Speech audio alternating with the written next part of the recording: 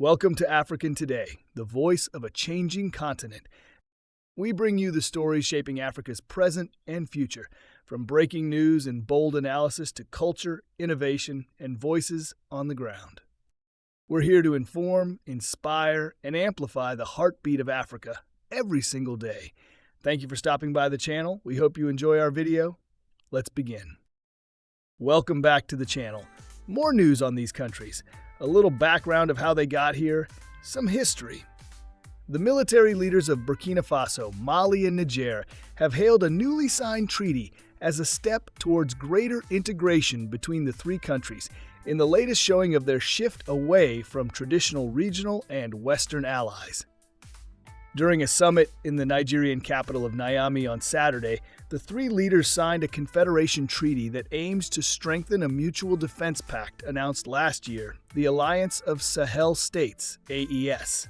The signing capped the first joint summit of the leaders.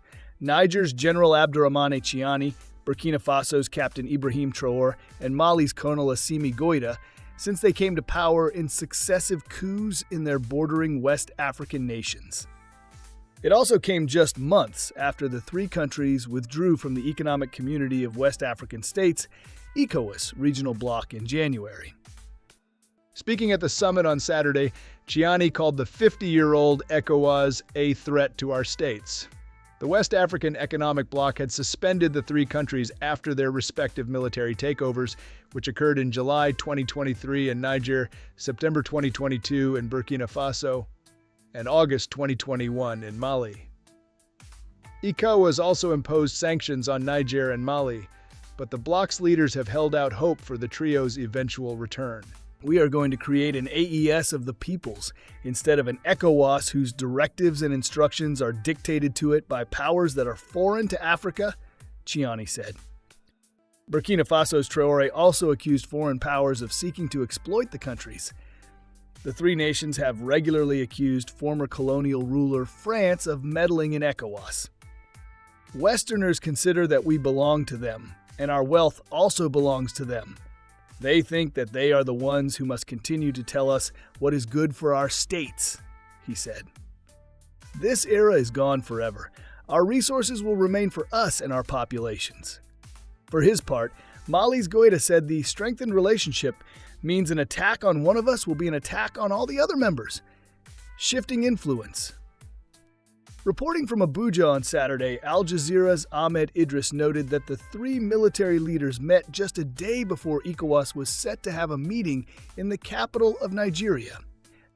Efforts to mediate the country's return to the bloc were expected to be discussed, Idris said.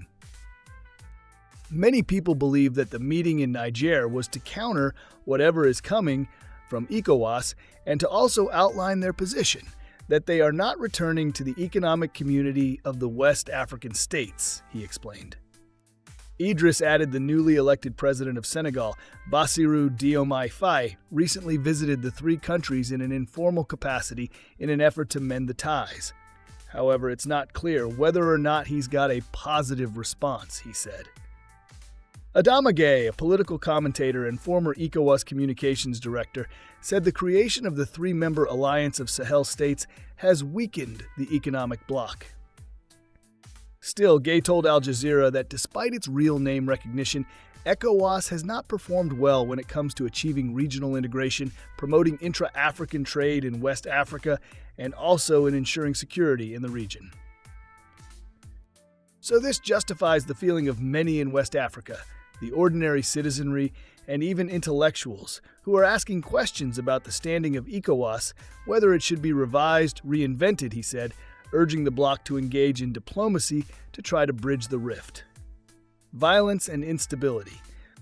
The Niamey summit also came a day before the United States is set to complete its withdrawal from a key base in Niger, underscoring how the new military leaders have redrawn security relations that had defined the region in recent years.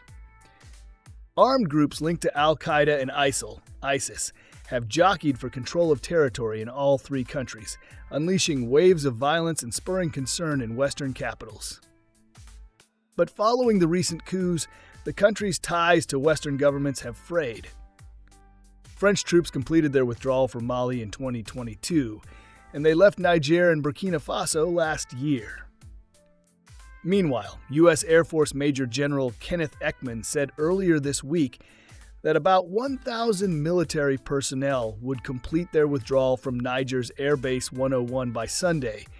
The U.S. is also in the process of leaving a separate $100 million drone base near Agadez in central Niger, which officials have described as essential to gathering intelligence about armed groups in the region.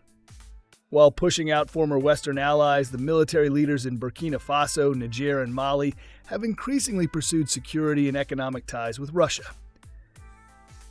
However, it remains unclear if the new approach has helped to stem the violence that has plagued the countries, which are home to about 72 million people. In 2023, Burkina Faso saw a massive escalation in violence, with more than 8,000 people killed, according to the Armed Conflict Location and Event Data Project, ACLED Tracker. In Niger, slight gains against armed groups largely backslid following the coup, according to ACLED. Meanwhile, an offensive by Malian forces and Wagner mercenaries saw elements of the Russian government-linked group involved in the indiscriminate killing of hundreds of civilians, destruction of infrastructure, and looting of property, as well as triggering mass displacement, ACLED said.